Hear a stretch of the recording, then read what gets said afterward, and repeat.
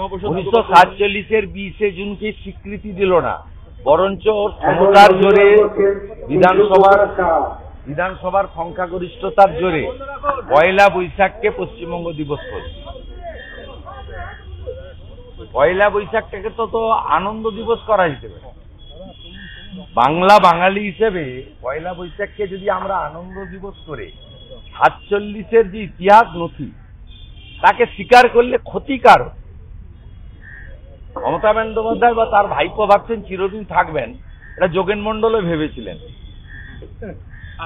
উনি বলতে ভাবতে থাকুন, এখন আমরা 65, ওরা 35, যেদিন ওরা 50 পেরিয়ে যাবে সেদিন দেখবেন যোগেন মন্ডলের মতো অবস্থা মমতা ব্যানার্জি তার ভাইপো। একটা বিষয় সরকারিভাবে বলিদান দিবস হিসেবে পালন করা যাবে। হ্যাঁ, 70% হিন্দু এক হলে তো তাই হবে।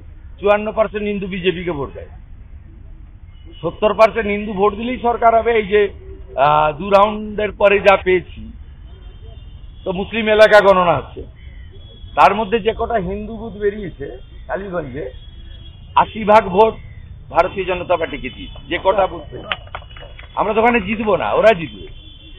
1,55,000 মুসলিম ভোট আছে। কিন্তু আমাদের লক্ষ্য ছিল যে হিন্দুদের মধ্যে আমরা আস্থা অর্জন করেছি কিনা, হিন্দুদেরকে ঐক্যবদ্ধ করেছে। প্রাথমিকভাবে যা পেয়েছি, it is too early. 22 round হবে, 14 রাউন্ড পর্যন্ত মুসলিম প্রভাবিত এলাকা, 15 থেকে 22 পুরো হিন্দু প্রভাবিত এলাকা। যে 2 রাউন্ড 3 রাউন্ডের পেয়েছি আমি, তাতে 13,000 সামথিং ভোট পেয়েছে 13,700 তৃণমূল, 6,297 আমরা, আর কংগ্রেস 5,000 সামথিং পেয়েছে, কংগ্রেস সিপিএম জোট। এবং মুসলিম বুথে 70-30 হচ্ছে, 70% তৃণমূল আর 30% কংগ্রেস, মানে দুটোই ওদের দল। অসুবিধা নেই, তারা ঠিক ভালো করেই করছে। আর আমি খুব আশাবাদী ইনিশিয়ালি, এখনো কিন্তু বলার সময় আসেনি, 4টের পরে বলা যাবে। তা আমরা হিন্দু বুথগুলো যে কটা বেরিয়েছে, মীরা 1, মীরা 2, পলাশী এলাকায়, সেখানে হিন্দুদের যে একত্রিতকরণ, সংগঠিত হওয়া, যে প্রচার আমরা করছি, সে প্রচারে কাজ হচ্ছে বলে আমার মনে হচ্ছে। উপনির্বাচন যদিও কিছু নয়, আমি শুধু বলবো বাংলার ব্রাহ্মণ, ক্ষত্রিয়, বৈশ্য, শূদ্র, রামকৃষ্ণ মিশন, ইসকন, আর্য সমাজ, গড়িয়া মঠ, ভারত সেবাশ্রম, পথ আলাদা থাকুক, মতটাকে ঐক্যবদ্ধ করুন। At the end of the day আপনি হিন্দু, এখানে ভোট দিন, এমন সরকার আনুন যে সরকার রাষ্ট্রবাদ এবং হিন্দুত্বকে সুদৃঢ় করবে, প্রোটেক্টেড করবে। সেই কারণে আমি আশাবাদী যে 54% হিন্দু এক হয়েছে, 70% হিন্দুকে যদি আমরা এক করতে পারি, বাংলায় ডক্টর শ্যামাপ্রসাদ মুখার্জির প্রতিষ্ঠিত জনসংঘ তথা আজকের বিজেপি, এই পার্টি ক্ষমতায় আসবে। এই পার্টি ক্ষমতায় এলে 20 জুন সরকারিভাবে পশ্চিমবঙ্গ দিবস পালন হবে।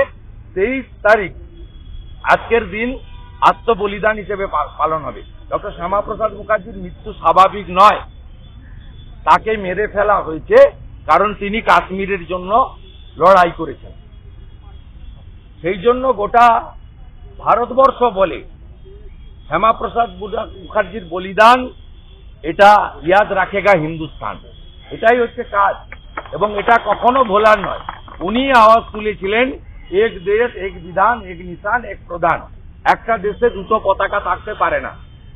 কংগ্রেস করেছিল শ্রীনগরে একটা পতাকা, দিল্লিতে একটা পতাকা। কংগ্রেস করেছিল শ্রীনগরে একটা আইন, দিল্লিতে একটা আইন। এই জিনিস চলতে পারে না। মোদিজি সেটা করে দেখিয়েছেন 370, 35 বাতিল করে। বাকি কাজটা বাঙালি হিন্দুদের হাতে।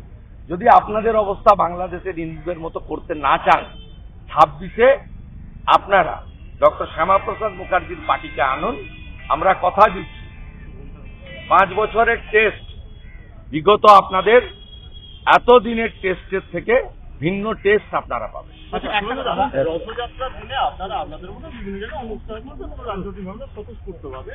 তৃণমূল কর্মী বলতে এখানে দুর্গাপুজো হয়, সরস্বতী পুজো, রথযাত্রা হয়, আলাদা করে এটা কিন্তু রাজনীতি করার কি দরকার? হিন্দু ঐক্যবদ্ধ হবে তো, এই হিন্দুদের প্রোগ্রাম। জগন্নাথ দেবের রথযাত্রা তো অন্য ধর্মের লোকের প্রোগ্রাম নয়। আপনি হালাল পেড়া গজা খাওয়াচ্ছেন, কেউ খাবেন না, নিবেন খাবেন না। হালাল গজা পেড়া খাবেন না। যদি হিন্দু হন, হালাল পেড়া গজা খাবেন না। সুশান্তটার একটা মন্তব্য নিয়ে হরে কৃষ্ণ।